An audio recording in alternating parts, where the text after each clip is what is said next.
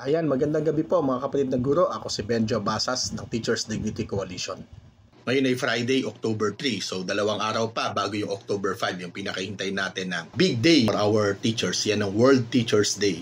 At culmination din ng National Teachers Month celebration dito sa ating bansa. Bagamat marami na tayong ginagawa mula pa noong September 5 sa pagsisimula ng NTM, marami pa rin po tayong mga gagawin hanggang next week. Hindi po natatapos sa culmination ng National Teachers Month yung ating mga activity. Pero babatiin ko po muna yung mga kapatid natin dyan sa San Miguel Elementary School sa Dasmariñas City. Napakainit po ng pagtanggap at napaka-sincere ng ating mga kapatid na guro dyan, sa inyong pinapakita po na suporta at tiwala sa ating organisasyon. Of course, Ma'am Francia Murao ang ating Pangulo ng Faculty Club at yung napakahusay at napakagaling na MC ng ating program kahapon, si Ma'am Perlas Kahipo. Thank you again, San Miguel Elementary School, Dasmariñas. Well, yun nga po, marami pa po tayong mga activity. In fact, kanina nga po ay nariyan ako sa Kaunlaran Elementary School sa Caloocan City. At bukas meron po tayong forum sa Philippine Normal University sa Sunday. Ito po yung pinakamahalaga, yung Sunday, which is of course October 5, 2025. Ito yung araw mismo natin, yung World Teachers Day. Meron po tayong mga activities po sa araw na yan. Meron tayong press conference dyan po sa Maxes Malate sa umaga. At marahil po, late in the morning or by noon ay meron naman po tayong pagkilos. Diyan po sa Raha Sulaiman Park, isang freedom park po yan, matatagpuan din dyan sa Ross Boulevard sa Malate. Kaya po inaanyayahan po namin kayo. Ang detalye po ay ibibigay po namin later.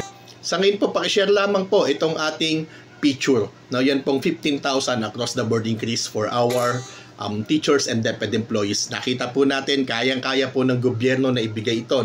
That would only cost the government 210 billion para sa isang bagsakan. Yun nga po yun. Yung bill nga po natin ay may tranches pa.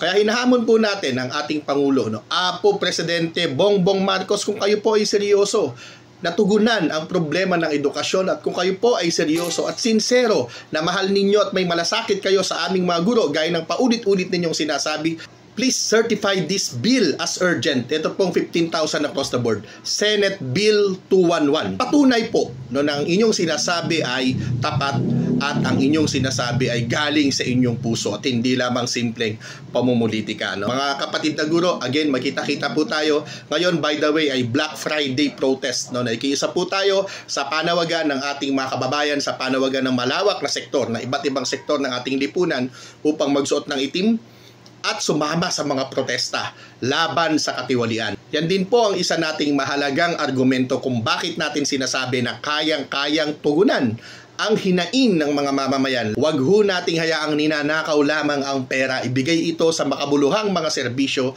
para sa ating mga taong bayan na hirap sa pagbabayad ng buwis, samantalang ninanakaw lang ng mga gahaman yung pondo ng ating bayan. Again po, Happy World Teachers Day. Maraming salamat. Mabuhay po tayong lahat.